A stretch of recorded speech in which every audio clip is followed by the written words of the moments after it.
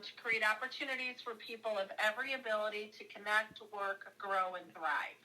So, yes, we want to get everybody employment, but our greater goal is that we fully integrate our communities and society as a whole to say we all belong together, you know.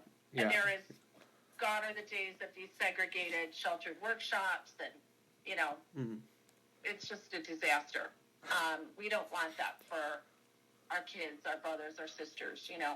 Right.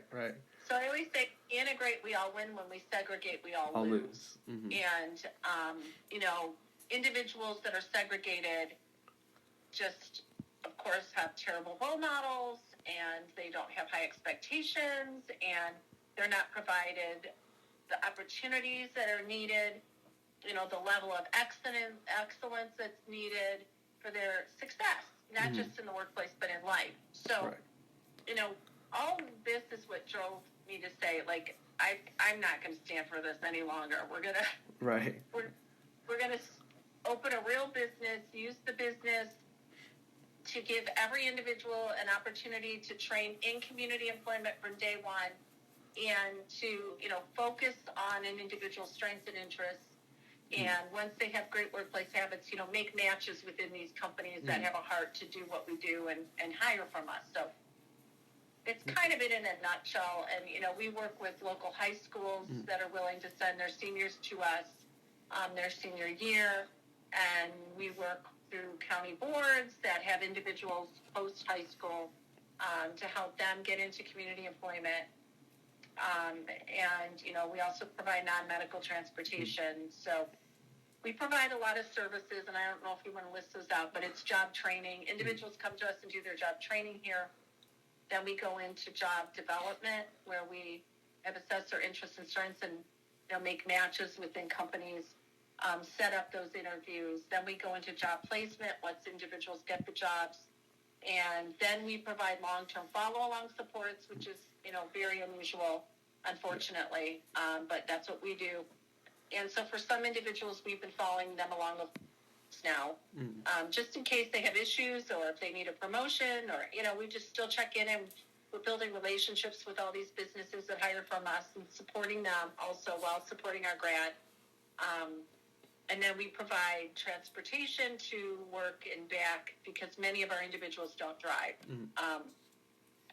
So, yeah, those are the services that we provide. Just want to interject, Isaac, this is Lisa.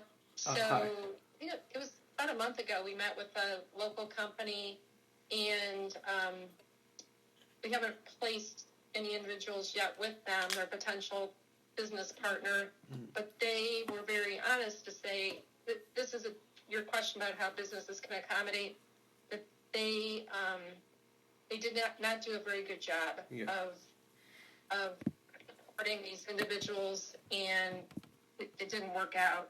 So when Shari said that we provide this follow-along support, and that's for years, you know, we don't choose to end that. You know, if the individuals at some point in the businesses say, hey, we're really set and we're good, you know, then we'll be out of the picture. But it's unique to two that we are willing to do that for potentially years. And we do have a couple individuals that we placed 8 years ago that we're still providing some support to. So it's, you know, you can imagine your brother, and he may do great for a year, but then new issues happen, and maybe the supervisor changes, and, you know, people don't understand, and you know, what his accommodations will need to be. And so it's so important that we stay in the picture to make sure that, you know, we help the individuals navigate those situations, and we're bringing everybody together to make sure that the team is on the same page. And unfortunately, that's pretty unheard of in this transition world that we live in.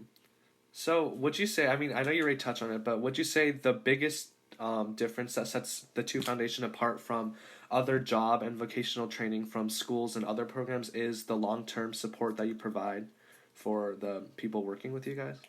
Well, that's one thing. But the biggest thing, I think, is our business. Most transition services, like I even get other transition services calling me and emailing me and saying, can we come and use your business? I'm like, no, you can't. Like we are very organized in the way we train and the way we job develop and the way we place, and I mean, of course, what we do is super expensive. Right. And one just had the nerve last week to say to me, and this is at no cost to your business. And I'm like, oh, gee, thanks. So you want me to, create a business, fund the business, and let you just come in for free and use it and then go, and it's at no cost to you. I mean, it's just kind of outrageous, but that's neat for fundraising because the margins are so tight, and any restaurant that we need to offset some of those costs with fundraising. So using the cafe, the shops, the individuals go through a number of rotations to determine what their skills and interests are, and certain things are eliminated as they go through the process till we end up with what they really love to do and are good at, and then we take a look at our business partners and reach out to those that we think would be a good match. One of the misconceptions, Isaac, is that, to come here, you're just going to work in a cafe or a boutique. But that's not true at all. Right.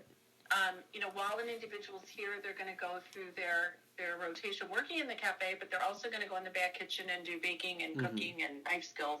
They're also going to go into the office rotation where, they're filing, they're shredding, they're alphabetizing. Like they're doing, computer work, technology work. Then they go into manufacturing rotation where we're making jewelry, we're making candles. And again, maybe they're going to end up manufacturing large, lugs or something. But during all these different rotations, like we can tell what excites an individual and where their skill set and strength is. And, we're assessing fine motor skills, large motor skills. And so, like, nobody else that we know of in the country, let alone in the state, does what we do the way we do it. And then we have a team of educators. So, some with master's degrees in exceptional ed, transitional work endorsements. Christian and Josh and Regina have masters. Then we have one of our staff is regular ed, special ed reading specialist. Another one of our staff is an undergrad in psychology with lots of training in ABA and different behavior techniques. And so, we're truly a team of experts here on the education side and also on the business side. And so I don't know of anybody else doing our model where we're all very individualized and focused and making sure that individual is on the right path to reach their full potential and to live a life that's fulfilling and satisfying and, in a place where they need to be. It's not, most other places are desperately just trying to get jobs, any jobs, and, that doesn't work. Right. That's amazing. So, I mean, you guys touched a lot. So I guess my final question would be, what do you guys have in mind for the future? Are you planning on expanding? Are you planning on, like retention, like keeping more people into Foundation? Or what are your future goals with the Foundation and the cafe? Yeah, we definitely want to expand and grow.